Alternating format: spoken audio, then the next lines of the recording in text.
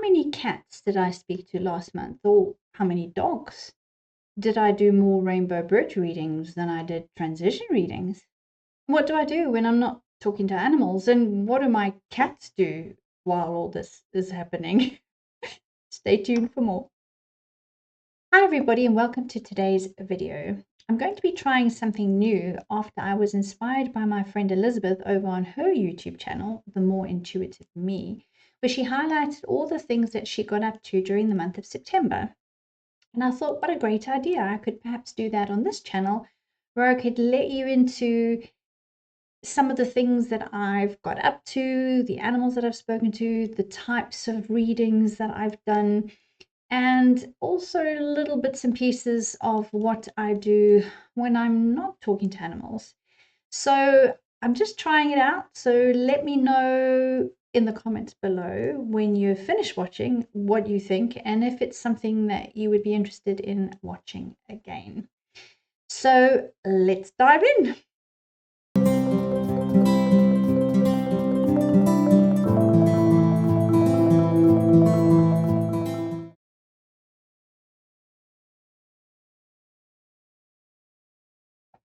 So first we're going to start with a general kind of business statistics. Now, for those of you that follow me on social media, you will know that I do a monthly poll. So this is kind of giving the answer to that poll. So it's a bit sneaky because you guys are going to know the answers now, but nonetheless. So I always do a poll asking people what species they think I spoke to the most during the previous month. So it's obviously always, well, it's 4 options and always dogs, cats, because that's a given. I generally put kind of horses or rabbits, which are a likelihood. And I always put a 4th one as a total wild card that I probably would never have a chance to speak to, but it's a bit of fun. So this month I think I put elephants, last month I put monkeys, and I think the previous month I put unicorns. So during the month of September, I actually spoke to, I have all my totals here. I spoke to 9 cats and 6 dogs. I didn't speak to any other animals. I know cats and dogs are predominantly what I talk to, but I can talk to any animal. I have spoken to horses and I have spoken to rabbits. I have yet to speak to guinea pigs, snakes, bearded dragons, or other such pets that people keep at home. But at the moment, yeah, cats and dogs are it. So cats 9 and dogs 6. Cats does definitely seem to be the majority winner every month. I need to go back through my old totals, but I definitely feel like there's more cats than dogs. Then with regards to what types of readings, so this is going to be actually interesting because I never really tally this up. And I was interested in what the totals were going to be for September, because September was personally a very, very emotionally draining month. I had a lot of very heavy readings to do, combined with a lot of readings that were transition based or rainbow bridge based, where I know that people, the clients themselves really struggle emotionally with it. And I tend to, because that's who I am, it's not always very good for me, but it is who I am. I tend to get very emotionally drawn in. So I did think to myself, whew, September was a hard month. So I did some tallying, and actually it was surprising. There was only one rainbow bridge reading. I felt like there was a lot more. But I find the rainbow bridge readings aren't always, this particular one aren't always emotional.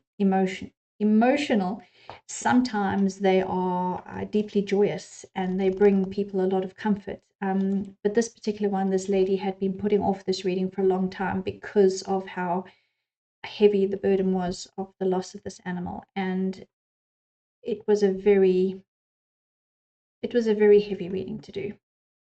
So there was only one rainbow bridge, but there were 3 transition readings, and transition readings are particularly hard because when people contact me for a transition reading, it means that the animal is preparing to transition. So not only do I feel incredibly sorry for that situation and the people, what they're going through, I then connect to the animal, and connecting with the animal and feeling the the emotions that the animal's feeling in response to the emotions that it can feel coming off its people, getting the messages from the animal and then delivering those messages back to the people who are hurting and preparing for this animal to leave them. It's a very, very deep process. And if I remember correctly, 2 of these transition readings were actually from the same lady. And 2 out of the 3 of these transition readings, the 2 animals have actually passed, but incredibly, the one's still going. The one's still going. I just emailed them today, actually, because I thought, oh gosh, I woke up thinking of the animal this morning. I thought, gosh, I wonder how that animal's doing. Yeah, the transition readings are quite tough for all round. However, I would like to say that with one of the transition readings, the animal was very specific as to how it wanted to pass, where it wanted to be, who it wanted with it, what blankets, what bed, etc., etc., etc. And because the animal passed at home, the family was able to do all of those things. So even though they had the emotional burden of that animal passing away, they knew that they had done everything that that animal had requested before it passed. They had got the blanket, the bed, or whatever the list was that came from the animal, and that brought them some comfort. So they sent me a lovely email afterwards saying how nice it was that they were able to do those things for the animal and felt like they were fulfilling those animals' wishes before it passed away. So there was a little bit of a, not a silver lining, but a little bit of a positive. I did one new home reading for a dog and its cat partner.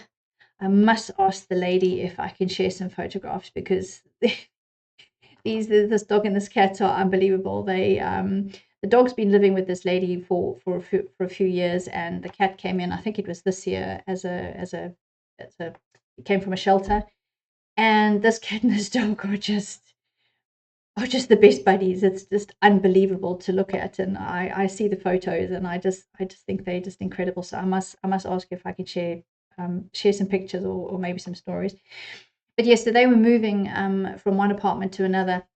The cat is very happy-go-lucky. She wasn't worried at all about the cat, but the dog did have some anxiety issues, and we had to try and prepare the dog so that it understood that it was moving to this new home. It was slightly bigger, but it would have an outside garden, it would have access to an outside garden. And obviously there were going to be new smells, there were going to be new sounds, but just to prepare the dog so that it didn't go like, "Ooh, what's going on now?" and then be all anxious. So that worked out quite nicely. So that was a new home. And then I did 5 rehoming readings. And boy, whew, they were actually really hard. And they were actually so hard that I'm thinking of getting together again with my friend, counselor, who's a counselor, Helen Bell. We did a live a couple of months ago about why pet bereavement is so hard. And by the time I'd done these 5 rehoming readings, and I was torn because I'm speaking to the animals and trying to make the animals understand. Actually, no, let me just be a little bit more clear, because there were different readings. There was 2 individual rehomings and then a family of 3. So that's where the 5, and the family of 3 was just one massive reading, but for 3 animals.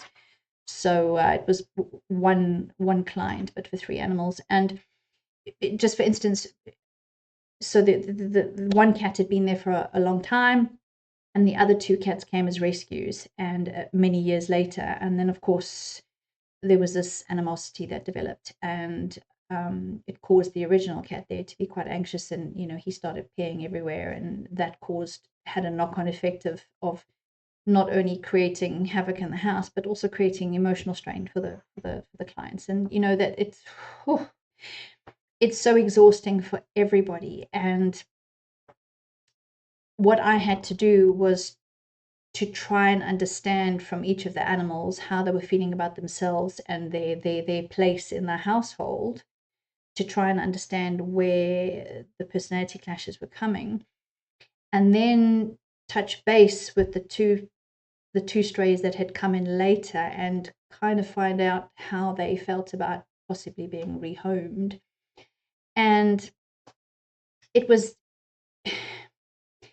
difficult because it was emotional, because the lady, obviously, she wants to keep them all and she wants everybody to be happy and just wants a nice harmonious household, but that isn't always going to happen. Animals are like people, and sometimes there's somebody that you just don't get on with, and you just don't want to live with them. It's that simple. It's not, it it was really just so difficult, because I felt so much for the lady, because I've been in that situation. We rescued a cat many years ago, and we had 5 cats here already, and one of our cats, half and half, who's been with us for many years, he just took a disliking to her, and he did not like her.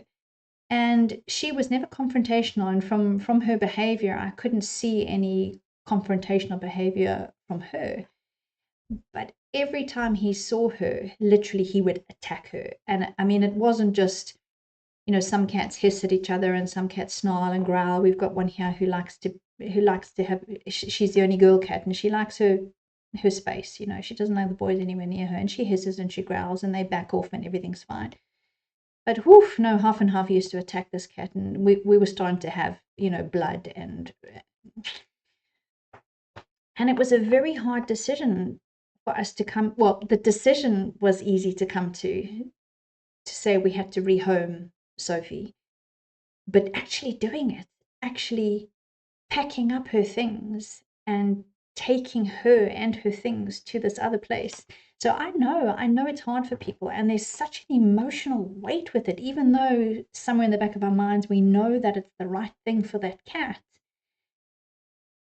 It's just so hard to do. There's all these feelings of, I went through it, this lady went through it, the other rehoming readings went through it.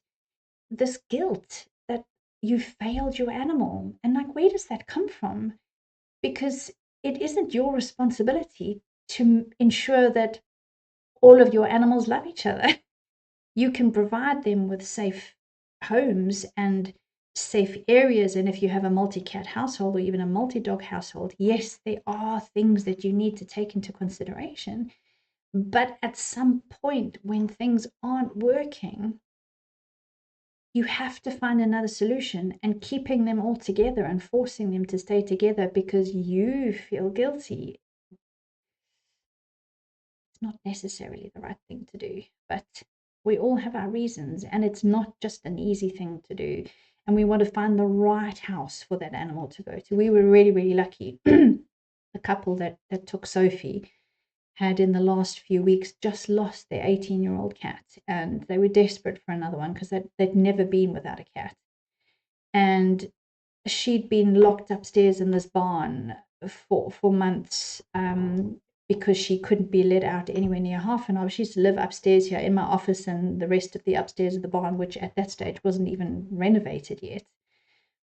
And my heart used to break, because I used to think, it's not a nice life for a cat. She should be outside with the grass under her paws, and she should be able to climb trees and stuff. And I remember the first time her new guardians sent me a photograph of her on the grass outside, I actually cried. And she's still there, and I'm still in contact with them. And they've got other cats now, and she gets on fine with all of the other cats. And she's called Auntie Sophie because she's the oldest, and she lives a great life. And I'm glad that we made that decision, but boy, was it hard to do. It was really hard to do. So I feel for these rehoming readings, and because there's so much emotion behind it, I think that's why I'd like to get together with Helen and come from a counseling perspective to kind of work through some of the emotions and some of the feelings that will come up from rehoming an animal. So yeah, I'll keep you posted on that. So that was kind of more or less it for the business side of things. If you have any more questions about the sorts of readings that I do, just pop them in the comments below, and I'll answer them if you're interested in any more details. So what's next?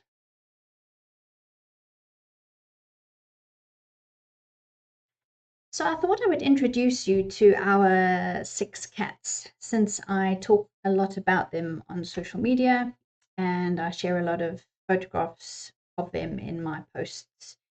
So we currently have 6 cats. There's been a constant fluctuation of numbers since we arrived here in France 8 years ago. We arrived with our 2 Siamese cats from the UK. But sadly, one passed within 5 months of us arriving, and Flight passed away last year. So yeah, that was hard. So we have currently 6. We have half and half, and half and half is called half and half because he's half black and half white, and he has half a tail. He's got like a little stubby tail. And he was here when we arrived, and we think that he was a stray. Because we live in a rural agricultural area. We think he was probably from a litter of farm cats or something. He was very, very skittish when he first arrived, but he's a complete lap cat now. So we've had him for 8 years, literally, since we arrived, a couple of weeks after we arrived. We've got half and half. Then we've got three siblings. We've got Nala, who's the only girl cat, Blue, and Jabari.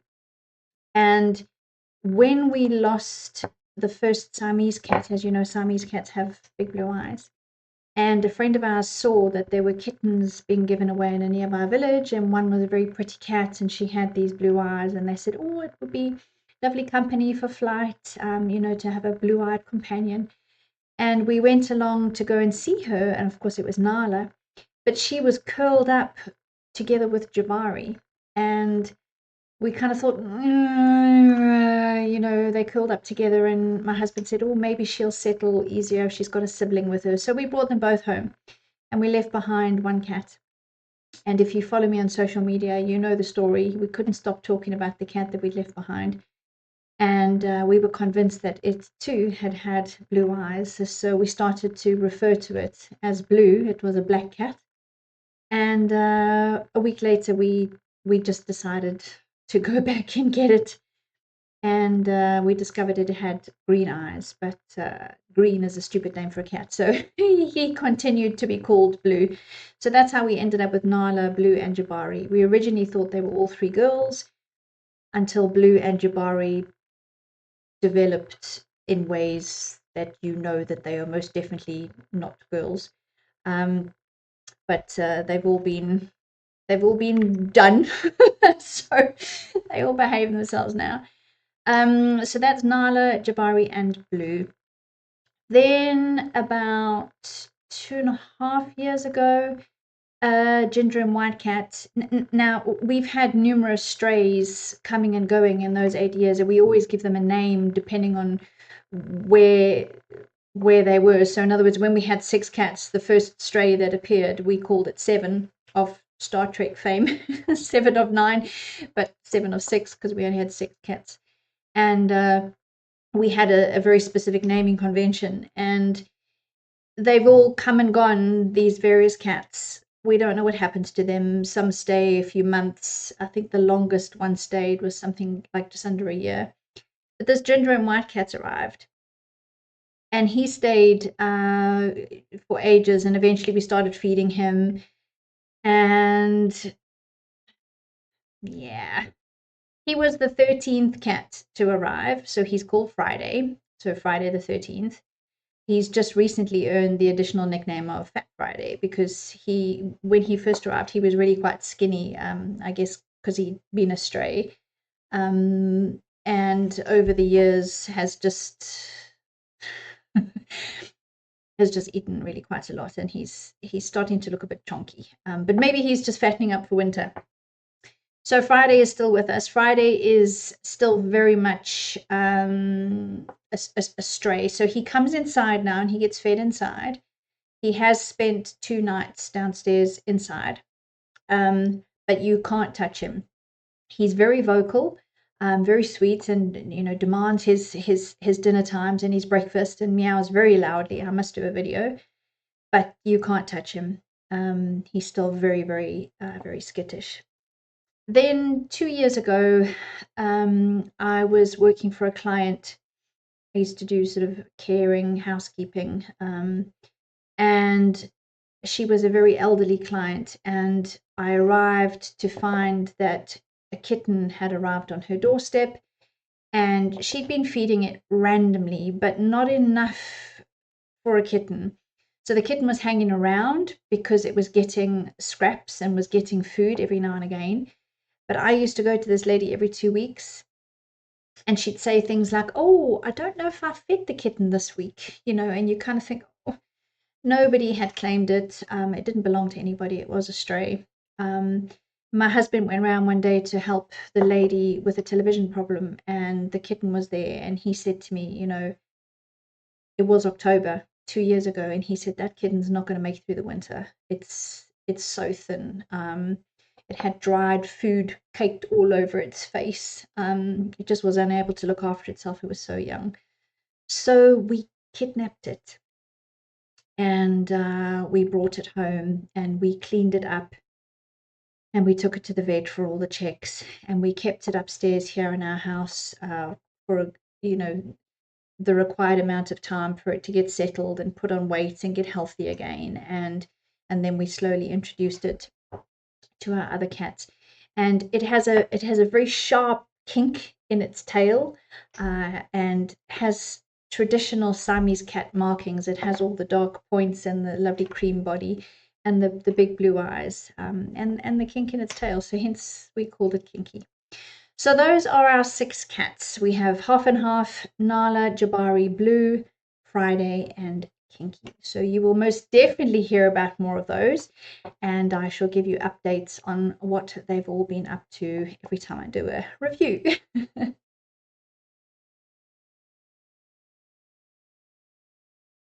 So last up in this review, which is kind of like the introduction to future reviews, really, is what do I do when I'm not speaking to animals?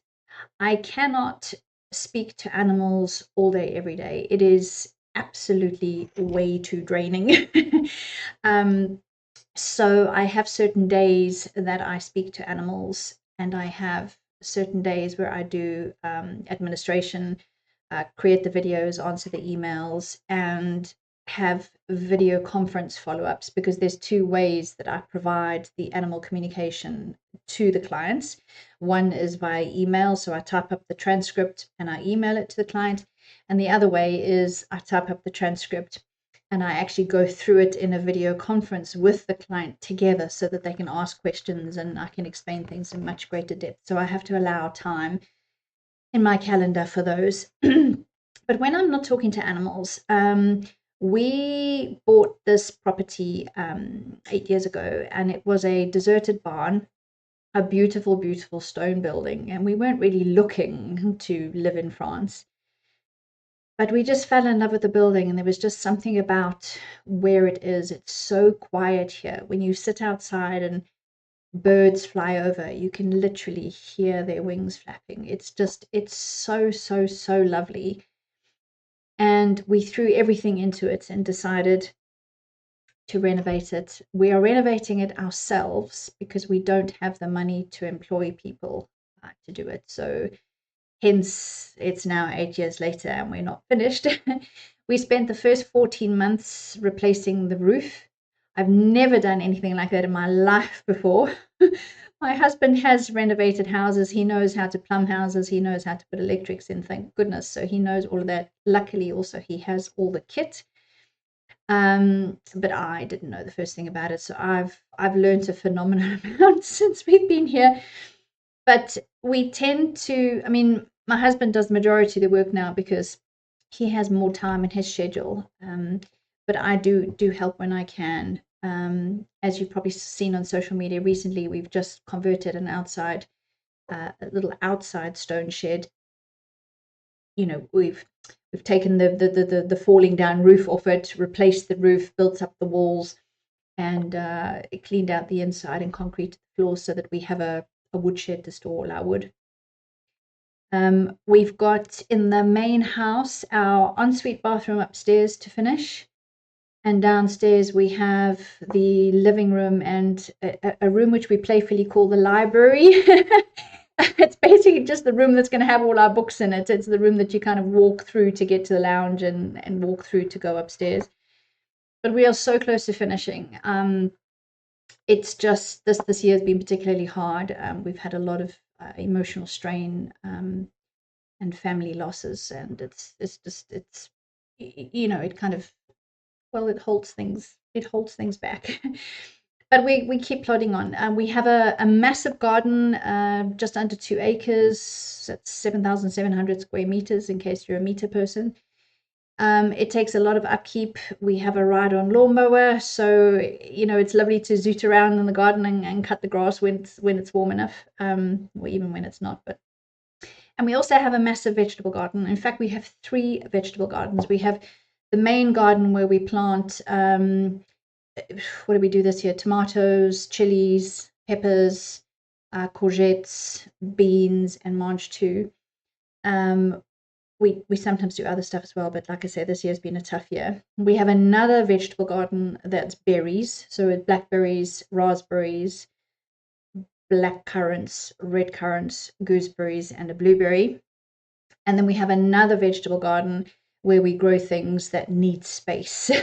So potatoes and pumpkins and butternuts. So that takes a lot of work. And it not only takes a lot of work to look after the gardens, but it also takes a lot of work to harvest the stuff and then process it. And I always make this silly mistake of growing too many courgettes, and you know, you never really know what to do with the damn things, and then they get too big and you end up having, you know, marrows the size of like this. So yeah, so we keep busy. There's always something to do. We don't have free time. We don't ever, the only time we kind of sit around and do nothing is when we have coffee breaks in between tasks. So we do have a very, very busy time. I'm up early, 5:30 in the morning. I journal. I do an hour-long workout. I try and keep fit. I try and keep strong. I do my Duolingo to help me learn French. And you know, once we start work, it's just all out for the day. We stop. We have coffee. We have dinner. And then we kind of prepare for bed. So I go to bed quite early because I'm up so early. So, but it's a fabulous life, and I wouldn't change it for the world. I have lived in a city, and I have worked in a corporate management environment, and I much prefer this. Yes, I miss the regular income, obviously, and the private healthcare and everything that comes with corporate jobs. But this lifestyle is really pretty special. So on a monthly basis, what I'm kind of planning on doing is giving you some details about the readings and animals that I've come into contact with during the previous month. I'm going to let you know if there's anything special that's happened with the cats, any exciting stories or any funny stories, and share some information there. And then any updates on the house to let you know if there's been any progress or if I've found another hidden marrow underneath the dying courgette plant or something like that. So is there anything else that you'd like to hear about with regards to the business or even with regards to personal life? I was thinking of doing a monthly tarot reading again. I used to do them regularly on a monthly basis. But I don't know if I have time to do that. Unless you guys really, really want it, then I will make a plan. But let me know what you think, and let me know if you found this useful or interesting or all of the above. I hope to see you again. Well, I will see you again next month. And I hope that you all look after yourselves. Take care and be safe. Bye bye.